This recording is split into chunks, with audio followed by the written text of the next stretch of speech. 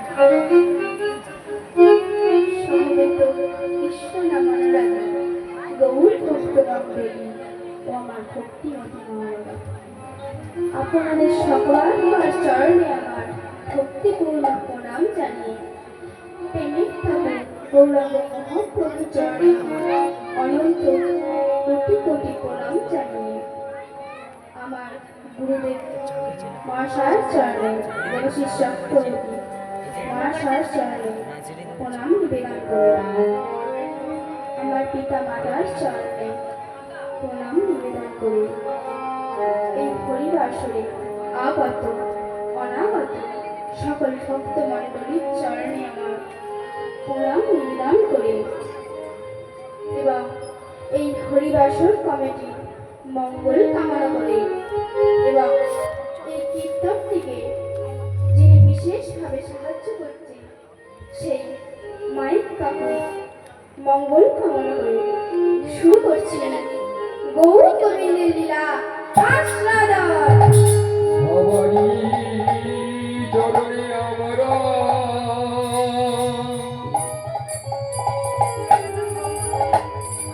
জড়াইব সবই করি দেহ করি কৃষ্ণ প্রেম ভক্তি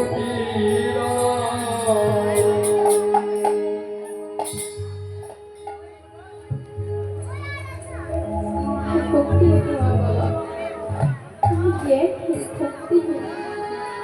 আমার প্রতি হরি কথা কৃষ্ণ কথা মানায় না। আপনাদের চরণ তলে এসেছি, আপনারা যদি আমার কিছু হরি কথা, কিছু কৃষ্ণ কথা বলতে সাহায্য করবে, তবেই আমি কিছু হরি কথা, কিছু কৃষ্ণের কথা বলবো বাবু।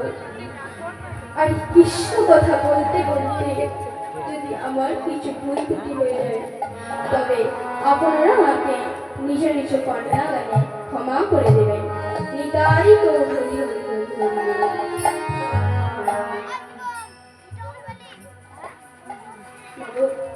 আজ আমি এই মঙ্গলাময় হরিবাসরে আসতে পেরে আমি নিজেকে ধন্য বলে মনে করছি মাগো। মাগো, এই জীবনে টাকা পয়সাটাই বড় কথা নয়। এই আপনাদের প্রতি আমার যে ভালোবাসা, আমার প্রতি আপনাদের যে ভালোবাসা, এই অল্প কিছু মুহূর্তই সারা জীবন মনে রয়ে যাবে মাগো, সারা জীবন মনে রয়ে যাবে। রাম আদি অবতারে কঠিন যুদ্ধে অস্ত্র ধরে কত অসুরের করিল সংহার। এবে যুদ্ধ না করিলে, প্রাণে কারেও না মারিলে, প্রেম দিয়ে ভক্তি দিয়ে চিত্ত শুদ্ধি করিল সবার। নিতাই গৌর হরি হরি হরি। অর্থাৎ প্রেমের ঠাকুর গৌরাঙ্গ মহাপ্রভু আমার অন্যান্য যুগের সঙ্গে এই কলিযুগের কত তফাৎ দেখিয়ে দিল দেখুন। সত্য যুগে শ্রী নারায়ণ হাতে সুদর্শন চক্র নিয়ে অবতীর্ণ হলেন কেন জানি? অসুরদের বিনাশ করার জন্য। ত্রেতা যুগে রামচন্দ্র হাতে ধনুর্বাণ নিয়ে জন্মগ্রহণ করেছেন কেন জানি? অসুরদের বিনাশ করার জন্য।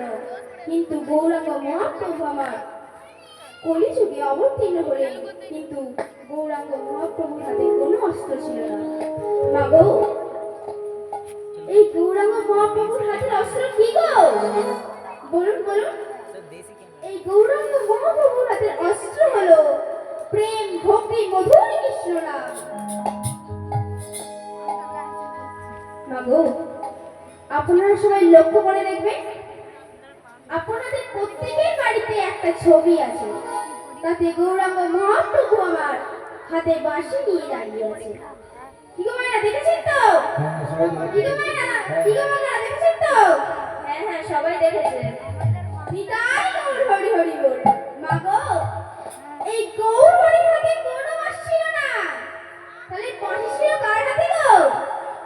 বাঁশি ছিল নন্দের নন্দন যশোদা দুলাল শ্রীকৃষ্ণচন্দ্রের হাতে। নিতাই গৌর হরি হরি বল।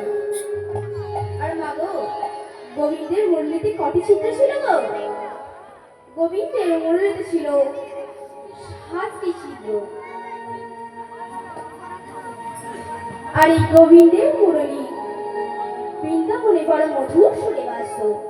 মাগো, ভগবান আমাদের জন্য একটা করে দেহবাসী দিয়েছে। আমাদের দেহবাসীতে কটা ছিদ্র গো? আমাদের এই দেহবাসীতে 9টি ছিদ্র। মাগো, আমাদের এই দেহবাসী বাড়াতে হলে কি করতে হবে গো?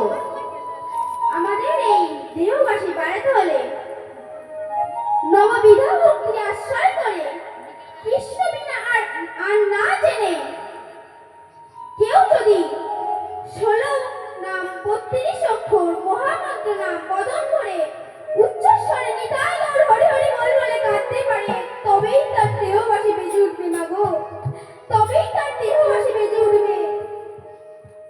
এদিকে পদকর্তা কি বললে? ওরে, তোরা কেউ কি জানিস আজ সাথে তোরা গৌর হরি বলে জানিস? সে আর কেউ নয় রে, সে হলো নন্দের নন্দন যশোদা দুলাল শ্রীকৃষ্ণচন্দ্র।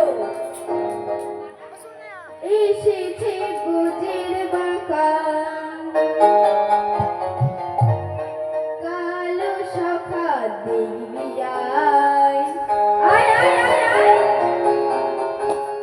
মোদেরি নদিয়ায় এসেছে ব্রজের বাবা কালো সখা দেখবি আয়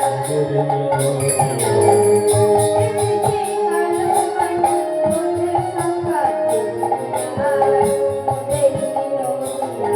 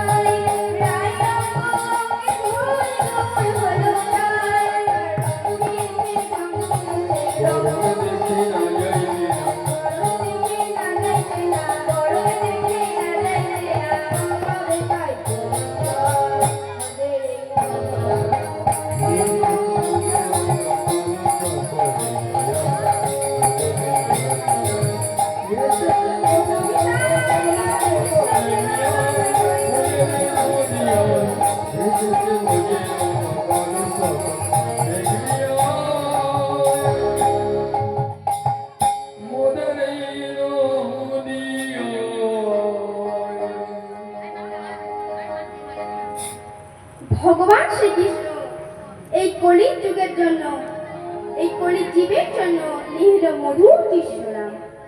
মাগো এই মধুর কৃষ্ণনাম কেন এনেছিলেন জানেন? জানেন না তো? তাহলে কি বলি শুনুন। যখন সত্য যুগটা শুরু হলো তখন ভগবান কি করলো? ভগবান তাদের আয়ু দিল 1,00,000 বছর।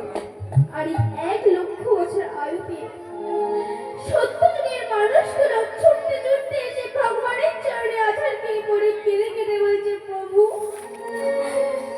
এত অল্প আয়ু নিয়ে আমরা তোমাকে কিভাবে লাভ করবো প্রভু? বলে দাও প্রভু, বলে দাও আমরা তোমাকে কিভাবে লাভ করবো? ভগবান বললেন, ওরে সত্য যুগের মানুষ, তোরা কোনো চিন্তা করিস না, তোরা আমায় ধ্যান করে লাভ করবি। বাবু শুরু হয়ে গেল ধ্যান। আর এই ধ্যান করতে করতে করতে করতে যখন সত্য যুগটা শেষ হয়ে গেল তখন কি যুগ এলো গো মায়েরা? কলিযুগ। কি বললে তুমি? সত্য যুগের পর কলিযুগ আছে? দেখেছেন মায়েরা, কিচ্ছু জানে না, কিচ্ছু না। এই তুমি চুপ করে বসো, আমার মায়েরা সব জানে। কি গো মায়েরা, বলুন বলুন, সত্য যুগের পর ত্রেতা যুগ। আর এই ত্রেতা যুগটা শুরু হওয়ার সঙ্গে সঙ্গে ভগবান কি করলেন? ভগবান তাদের আয়ু দিলেন। মাগো, 1,00,000 বছর থেকে একটা শূন্য কমিয়ে দিলে কত হয় গো? 10 বছর।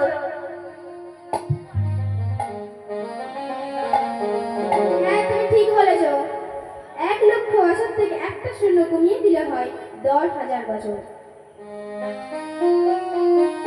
আর এই 10,000 বছর আয়ুতে ত্রেতা যুগের মানুষগুলো ছুটতে ছুটতে এসে ভগবানের চরণে আশা খেয়ে পড়ে কেঁদে কেঁদে বলছে, প্রভু তুমি সত্য যুগের মানুষের বেলায় আয়ু দিলে 1,00,000 বছর, আর আমাদের বেলায় মাত্র 10,000 বছর। এত অল্প আয়ু নিয়ে আমরা তোমাকে কিভাবে লাভ করবো? বলে দাও প্রভু, আমরা তোমাকে কিভাবে লাভ করবো? ওরে ত্রেতা যুগের মানুষ, তোরা কোনো চিন্তা করিস না, তোরা আমায় যাগযজ্ঞ করে লাভ করবি। মাগো, শুরু হয়ে গেল যাগযজ্ঞ। আর এই যাগযজ্ঞ করতে করতে করতে করতে যখন ত্রেতা যুগটা শেষ হয়ে গেল, তারপরে কি যুগ এলো গো মায়েরা?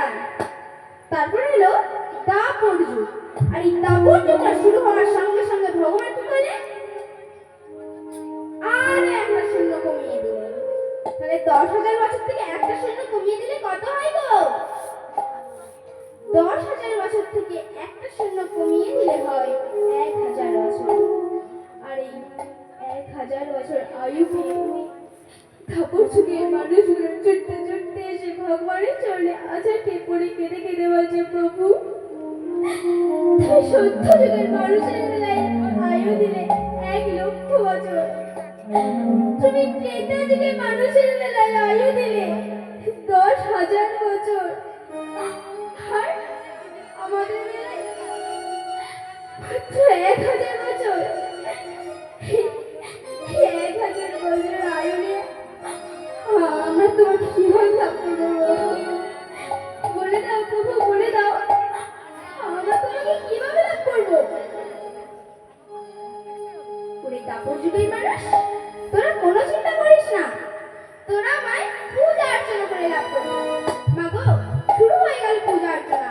আর এই পূজা অর্চনা করতে করতে করতে করতে যখন দাপর যুগটা শেষ হয়ে গেল, তারপর পুজো এলো মায়েরা, বলুন বলুন। তারপর এলো বর্তমান কলি যুগ। আর এই কলি যুগটা শুরু হওয়ার সঙ্গে সঙ্গে ভগবান কি করলেন? আরো একটা শূন্য কমিয়ে দিলেন। তাহলে মা, 1,000 বছর থেকে একটা শূন্য কমিয়ে দিলে কত হয়? 1,000 বছর থেকে একটা শূন্য কমিয়ে দিলে হয় 100 বছর। আর এই 100 বছর আয়ু পেয়ে কলিযুগের মানুষগুলো ছুটতে ছুটতে ভগবানের চরণে আছাড় খেয়ে পড়ে কেঁদে কেঁদে বলল না যে, হে প্রভু, আমরা তোমাকে কিভাবে লাভ করবো প্রভু? বলে দাও প্রভু, বলে দাও, আমরা তোমাকে কিভাবে লাভ করবো? এই কথা কিন্তু তারা একবারে বললো না। তারা কি করলো গো? তারা শুধু সিরিয়াল দেখতে দেখতে বেড়াতে লাগলো।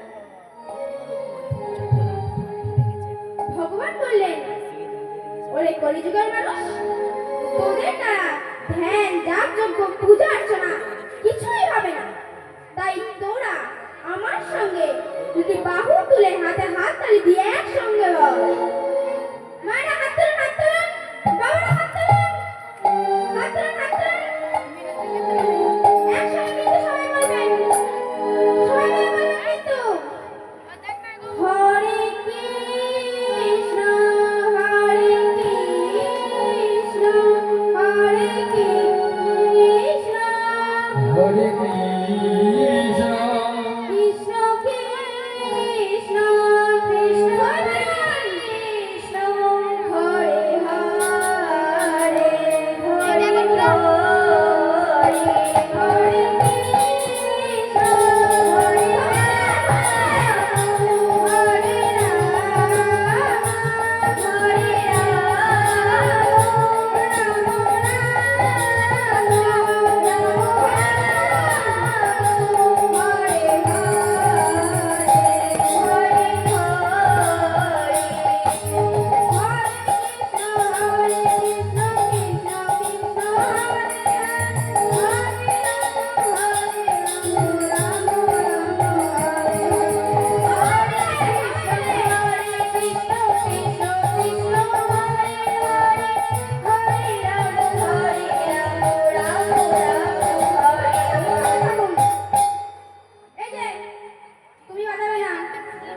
এই যে তুমি বলবে না, এবার আমার মায়েরা করবে। এই ভক্তিমতী মা বাবা সবাই হাতে হাত তালি দিয়ে আমি বলবো, তারপরে তোমরা আমার সঙ্গে বলবে। সবাই মিলে বলেন কিন্তু, হাত তোলেন সবাই মিলে। বাবারা হাত তোলেন, বাবারা। হরে কৃষ্ণ হরে কৃষ্ণ, শুনে যাচ্ছে না? জোরে বলুন, কৃষ্ণ কৃষ্ণ, জোরে বলুন, হরে হরে হরে রাম, জোরে বলুন, হরে রাম, রাম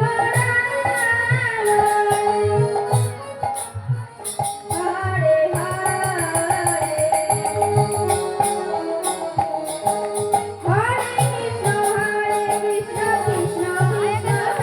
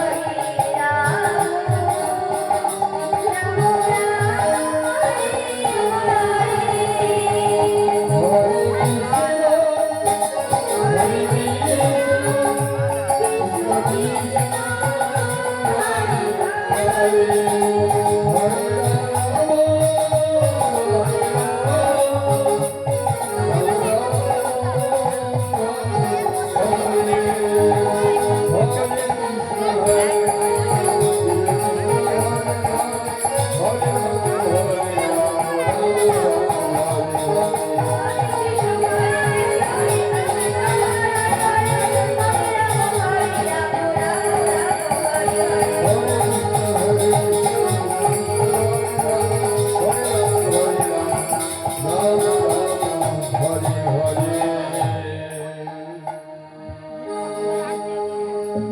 আজ থেকে প্রায় 538 বর্ষের পূর্বে সিধাম নগর থেকে শশীগর্ভ সিন্ধু মাঝে অবতীর্ণ হয়ে পণ্ডিত জীবের দুর্দশা দর্শন করে গুরু গম্ভীর ভাবে বলে উঠলেন, ও রে কলির জীব,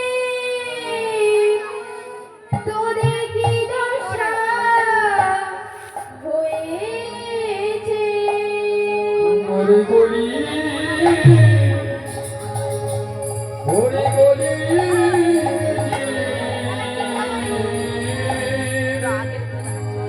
হরে দশা